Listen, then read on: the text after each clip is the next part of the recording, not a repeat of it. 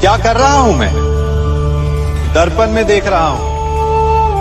आप लोग भी प्रतिदिन देखते होंगे, परंतु प्रतिदिन अपना मुख देखने के बाद भी उस पर लिखी एक बड़ी सीख देखना भूल जाते हैं। अब आप कहेंगे कैसी सीख?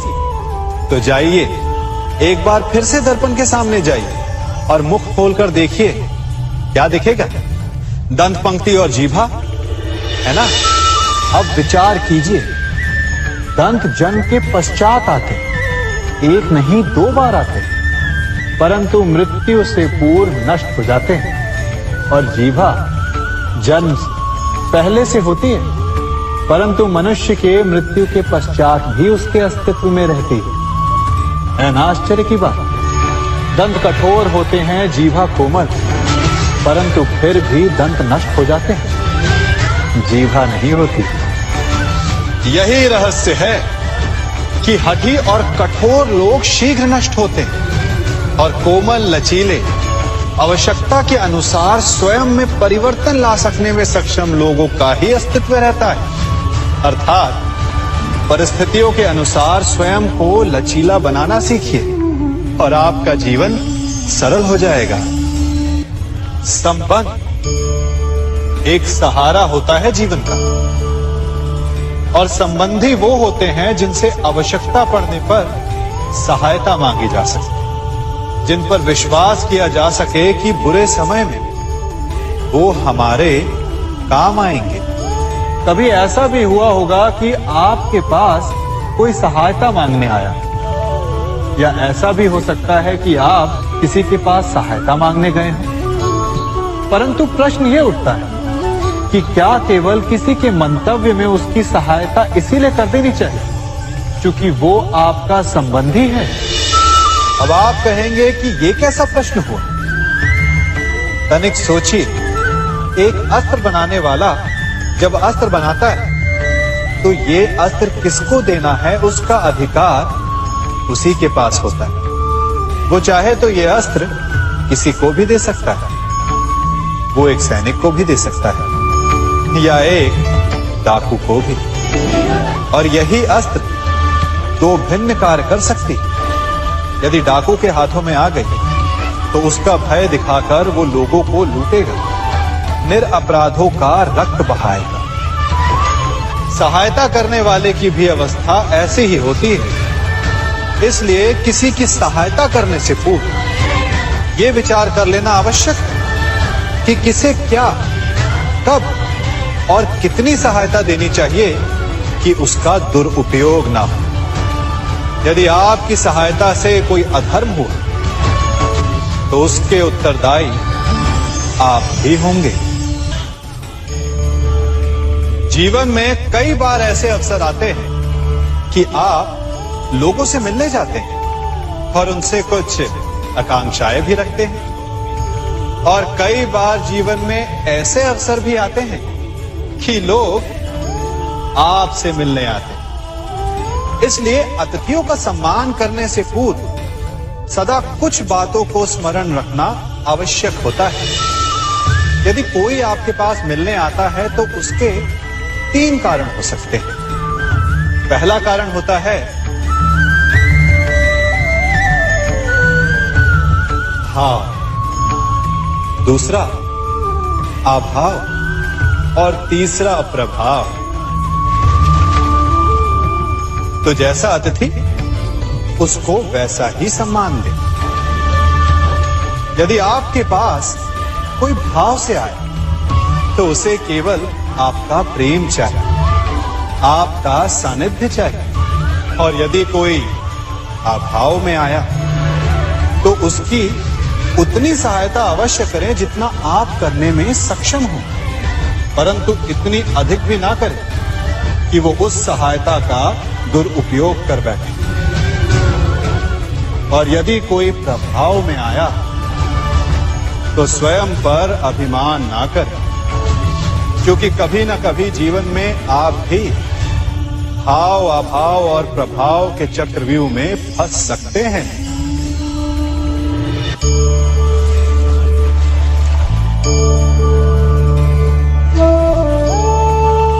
यदि जल को मुट्ठी में कसकर बांधें, तो जल कैसे अपना मार्ग बनाकर निकल जाता है? इसी धारा की भांति यही अवस्था हमारे अपनों के साथ भी होती है। अधिकतर हम जिनसे प्रेम करते हैं, हम सदा उन्हें अपने समीप रखना चाहते हैं, स्वयं से दूर नहीं होने देना चाहते। चिंता करते हैं, भय खाते हैं कि कहीं उनके साथ या उनसे कुछ बुरा घटित ना हो जाए, और ऐसे में हमारे अपने ही हमसे दूर हो जाते हैं, ठीक मुट्ठी में बंधे जल की भांति। इसलिए जिनसे आप प्रेम करते हैं, उन्हें स्वतंत्र कर दीजिए, उनकी सोच को स्वतंत्र बनने दीजिए, उन्हें अपने मार्ग स्वयं ढूंढने दीजिए, क्योंकि आप सदा उनके साथ उन्हें मार्ग दिखाने के लिए नहीं रहने वाले। इसलिए अपनों के साथ अवश्य रहें, परंतु उन्हें बांधे नहीं। जन्म के पश्चात बालक जब पहली बार अपने नेत्र खोलता है, तो उसका मन उत्सुकता से भरा हो कि ये संसार क्या है, उसे क्या दिख रहा है। ये उसके जीवन का नया आरंभ होता है।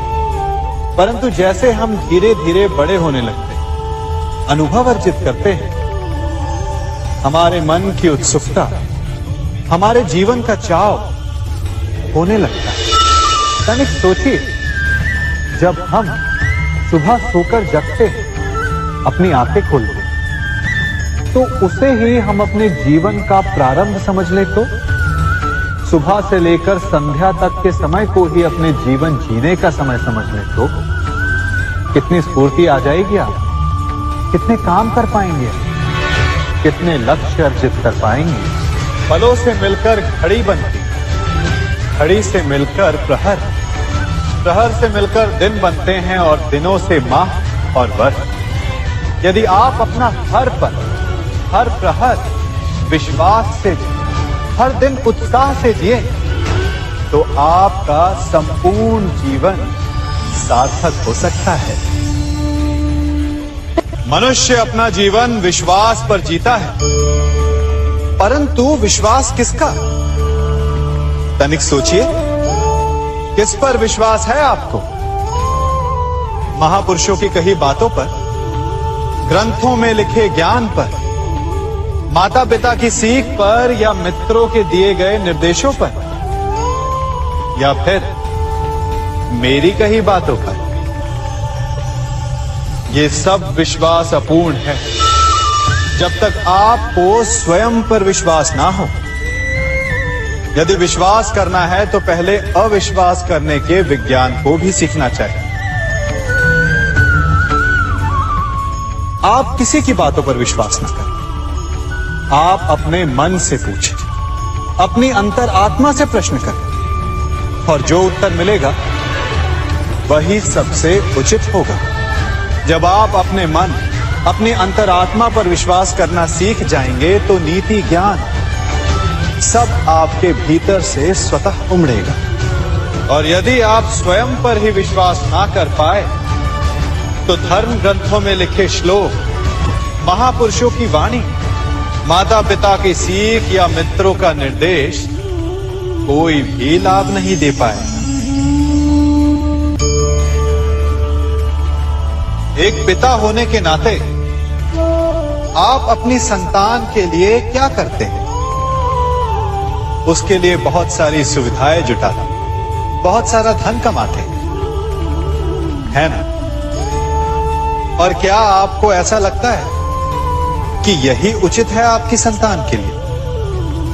इस पंछी को देख रहे हैं,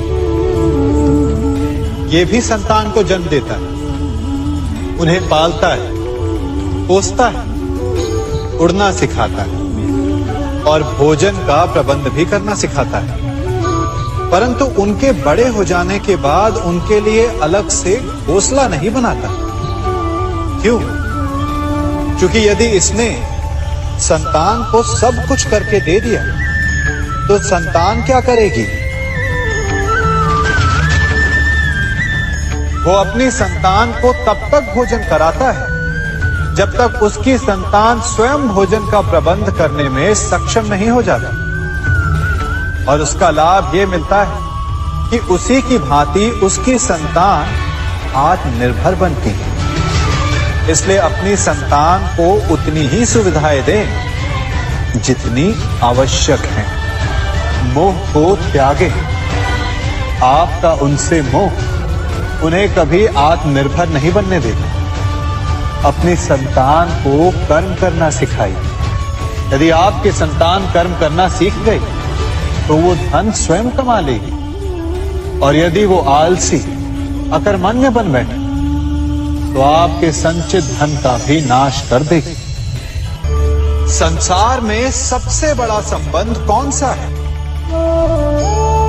अब आप पूछेंगे कि यह कैसा प्रश्न हुआ? इसका उत्तर तो बड़ा सरल है, यही ना? परंतु इस प्रश्न के भी कई उत्तर हैं। कोई कहेगा माता और पुत्र का संबंध, तो कोई कहेगा पिता पुत्री का संबंध, तो कोई पति पत्नी का, और तो कोई भक्त और भगवान का संबंध। परंतु तनिक गहराई से देखेंगे तो पाएंगे कि ये सारे संबंध या तो जन्म से जुड़े होते हैं, या समाज में बना दिए जाते हैं, या फिर किसी आकांक्षा के चलते बनते हैं। तो सबसे बड़ा संबंध कौन सा होता है? उलझ गए ना? सबसे बड़ा संबंध होता है मित्रता का, क्योंकि मित्र हम स्वयं चुनते हैं, जिसमें ना कोई आकांक्षा होती है, ना ही कोई स्वार्थ छिपा होता है। यदि कुछ होता है तो केवल साथ का आनंद। अपने बीते दिनों को स्मरण कीजिए। जब आप घर से बाहर निकलते होंगे तो सबसे पहले किसका स्मरण होता था? मित्र का। परंतु जैसे जैसे मनुष्य बड़ा होता जाता है, सफल होता जाता है, मित्र छूटते जाते हैं, और फिर वो अपनी आय, अपने जीवन के स्तर के अनुसार मित्रता करने लगता है। उसके मन में ये विचार आ जाता है कि मित्रता बराबरी वालों से ही होनी चाहिए।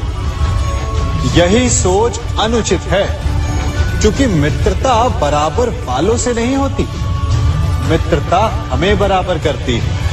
इसलिए नए मित्र अवश्य बनाइए, परंतु अपने पुराने मित्रों को भूलिएगा मत।